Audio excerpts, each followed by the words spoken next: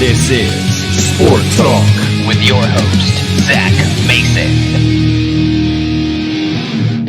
Hello, today is Thursday, September 10th, 2020. You're listening to the Sport Talk with Zach Mason. My name is Zach Mason, and today we're just going to go over a little bit of a recap of last week's game between Baker and Lighthouse Christian Academy. Baker did win 35-12. It was a pretty close game until the fourth quarter. Just a lot of minor mistakes by Baker. It is the first week. That's why I was going over in commentary. And we just talked a little bit about how they're making mental mistakes, but as the weeks go on, they will get better. They will learn from these mistakes. I'm sure Brunson's already getting on them right now. It is Thursday, so they did have walkthrough today. So I'm sure they've cleaned up tied up any loose ends and everything like that. They are playing South Walton tomorrow night, Friday on September 11th, 9/11. So they will be at South Walton in their house. South Walton did play Walton last week for their opening game, so that was a pretty big game. They did win 35-28, so it was a pretty close game. They did win by a score. And from the looks of it, it was pretty much just a one-man show by number 4, Kemper Hodges. He, I guess, is their quarterback and their running back at the same time. He threw for 14 for 33 on 265 yards and with one interception and 2 touchdowns. And he was also their leading rusher with 16 carries and 131 yards with 2 touchdowns. So he was pretty much their whole offense, I guess you could say. For receiving, their biggest targets were number 5, Cade Roberts, with 5 receptions for 58 yards. Number 8, Pierce Sperlin, I guess that's how you say his name, with 4 receptions for 101 yards. And number 13, Maddox Porter, 2 for 30 yards. And he had 2 receiving touchdowns, both thrown by Kemper Hodges. So from the looks of it, they are going to have to focus on Kemper a lot. And like I said, these 3 receivers are going to have to focus on them, try to keep them isolated and out of the picture. But with South Walton's offense, they are a passing offense, so Baker, I wouldn't say has always had trouble with that. They're just not used to seeing that kind of offense because in 1A football, it is mainly just run it straight down your throat, not caring what the next play is. So speaking of Baker, they did win 35-12, so I'm going to go over those stats. Brody Sharp, he is their starting quarterback, number 8. He threw 4 for 6 for 55 yards with 1 touchdown and 1 interception. And for rushing, Joe Brunson had 28 carries for 164 yards and 1 touchdown. And number 2, the sophomore, Caleb Wagner, he's actually, a lot of people weren't expecting Caleb Wagner to come out of the shadows like he did. He was supposed to play varsity last year, but he decided to play JV just so he could get familiar with the offense and all that kind of stuff. He did have 15 carries for 128 yards and 1 touchdown. When I saw him, when I was watching him play live, it's like he's so athletic. Last year, Joe was trying to be athletic and a powerhouse, but I think this year he doesn't have to worry about being athletic so much because he has Caleb right there, and he can just bulldoze people like he would normally do because he is pretty strong. He does bench 380, I'm pretty sure is what I read, and he does squat about 540 or 530, 540. So he's a pretty strong kid, so he wouldn't have to rely on being athletic enough. He can just run right through you. And Zane Steele also had 1 rushing touchdown. And for receiving, Joe had the only receiving touchdown, so that's pretty much it for stats on that. And what I saw from their game last week, is they stayed in pretty much one formation the whole time. They pretty much stayed in the I with 1 wing back on the left or right side, and it was either Caleb Wagner or Joe. They just switched out. They were pretty much in every single play. Didn't really get a lot of breaks. The only people who really got rotated were the fullbacks, Seth Baska and Zane Steele. But Caleb and Joe, they pretty much stayed at either wingback or tailback. They either switched out or they played pretty much every single play. And another big factor was the offensive line. They got a lot of movement. I did notice that, but they are pretty young, so it was kind of here and there. I did talk to their offensive line coach, Coach Oglesby, after the game, and he said, yeah, it wasn't the best game offensive line-wise, but they did get movement, but there were backers blitzing, and I saw that. I just didn't bring it up when I was commentating. And he said that they had a lot of backers blitzing, and they're just not used to seeing that because they are a pretty young team. Their center is a freshman, Coach Armstrong's son, Kurt Armstrong. He's a freshman. He weighs about 300 pounds, and he's a center. So he's up there up front, pretty young. And their two guards, one is Randy Godwin, I'm pretty sure is who I saw out there. Then the other I saw is Josh Smith. He's a senior, but he hasn't really played much guard. He's more of a defensive player. He starts on defense, but I think either one of them were filling in for the other guy, Jalen Day, who was hurt last Friday. So from what I saw, the offensive line was getting a lot of movement, and they were pretty much running the same play over and over again. They were pretty much just running power left, power right, and bootleg every once in a while from the most part of what I saw. So they were pretty much just running it straight down Lighthouse's throat and making them like it for the most part.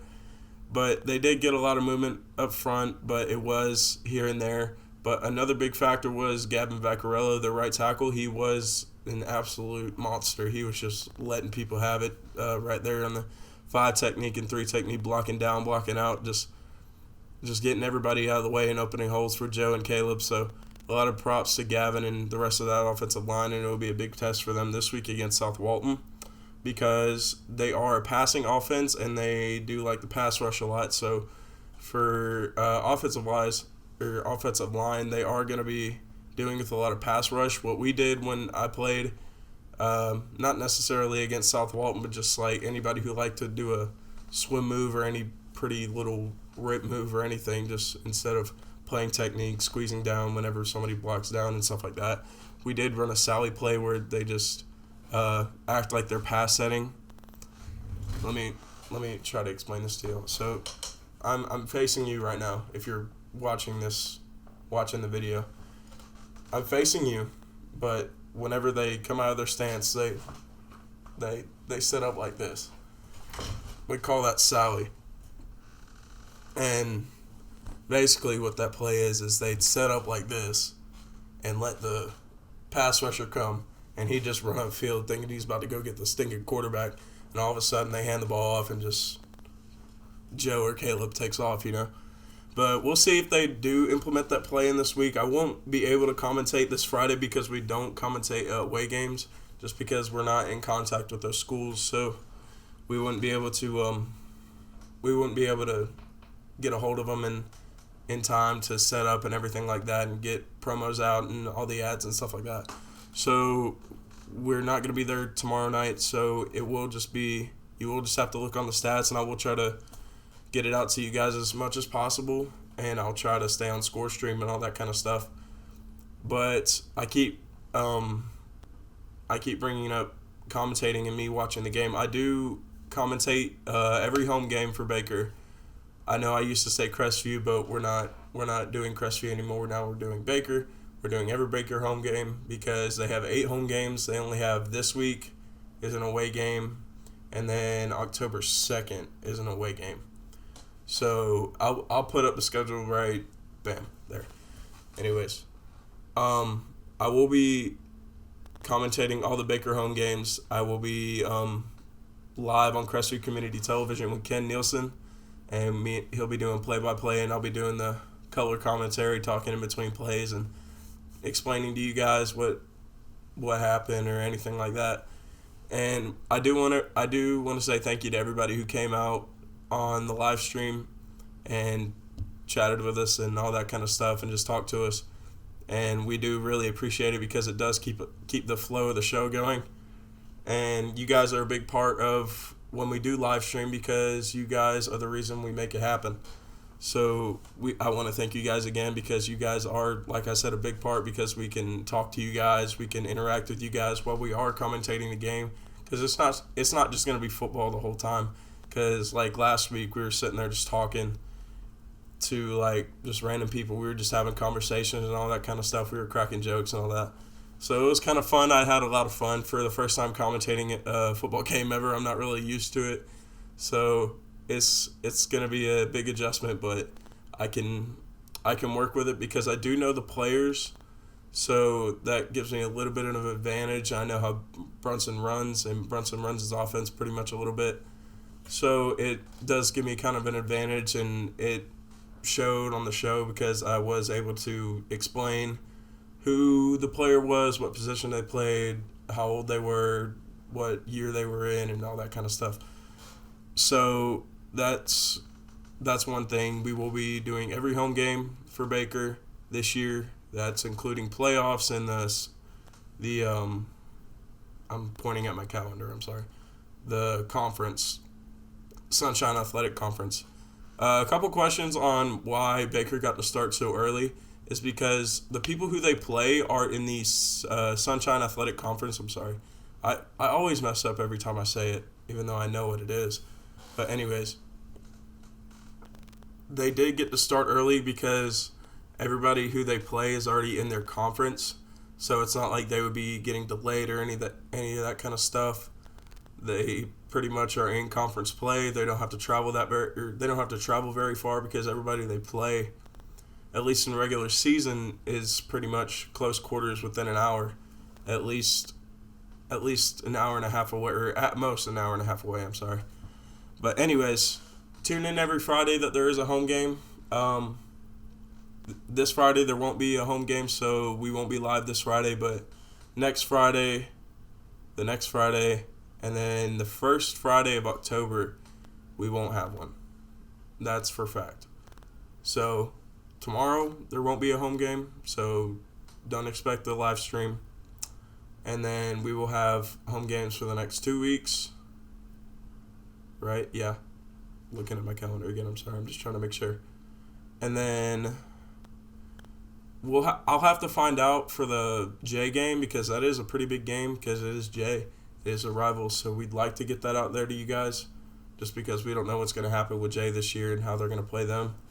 So I will let you guys know on that, and yeah, tune in every Friday that there is a home game. I will be live with Ken Nielsen on Crestview Community Television. We'll be live commentating the game. We'll have every second of the game from pregame to postgame. I'll try to get an interview. I got an interview with Brunson last week after the game, and he was excited that we got to be back out on the field, and he was just happy for the players and all that kind of stuff. If you want to go watch it, we did stream every second of the game, halftime and all. So thank you guys. Like I said again, thank you guys for tuning in on last Friday for the stream. And yeah. Anyways, on to this week, on to tomorrow night. South Walton, they are a passing offense, so we'll get to see Baker's defense on what they do against a passing offense. Like I said, Baker isn't really, how do I put this? Baker isn't really used to passing offenses because, like I said, in 1A football, they're not really used to seeing that kind of offense. South Walton is 4A, so they do have more to choose from, so they do have more talent. But it is going to be a big game, but South Walton they're not really 4A standard, I guess you could say. We've always beat South Walton for the last few years. I think the last time they beat us, I can't remember. 2015 maybe. I honestly don't remember. It was before they turned to 4A. So as long as they've been 4A, they haven't beat us, and that's been 4 or 5 years. So yeah, they are a passing offense, so it's going to be a big test for the defense to see what they do against a passing kind of offense because they haven't really seen it. Lighthouse did throw some. I forgot to get the stats. That's my fault. But they threw a little bit. They threw a lot more than I expected them to throw. I saw more pass than I did run. And the Baker's secondary, they did a pretty decent job. Just a couple plays where Lighthouse, their quarterback, threw, and I saw one of the cornerbacks just back up and wait for him to catch it and then tackle him. I don't really think that's how you should play that kind of play, especially when it's a long ball just up in the air. Even if he's taller than you, just go and try to make a play on the ball. And if he catches it and run behind you, then oh well, I'm sorry. But I don't think that's how you should play that. I mean, I don't play corner. I've never played corner a day in my life, but that's just my personal opinion. But they are going to have to improve a lot on the secondary. Even though they did have a good game, like I said, the offensive line, that's going to be a big test for them on offensive-wise, and we'll get to see how Brunson what kind of what am I trying to say? We're going to it'll be exciting to see what kind of game Joe has this week, and especially from Caleb Wagner. For only being a sophomore, he's crazy talented, especially, and I don't say this to give him like any handicap or anything, but he does only have like half an arm on the left side. I don't know how to explain it. I did explain it a little bit on the live stream, but I mean, just with only being able to use one arm carrying the ball and not being able to switch it whenever you see a defender and whenever you're trying to run to the sideline, I mean, it's just crazy. But he's always been athletic. I've always seen him. Even in middle school, he was always the best on the team. I remember seeing him run a streak when he was in 8th grade, and he just ran, and he caught the ball like this. It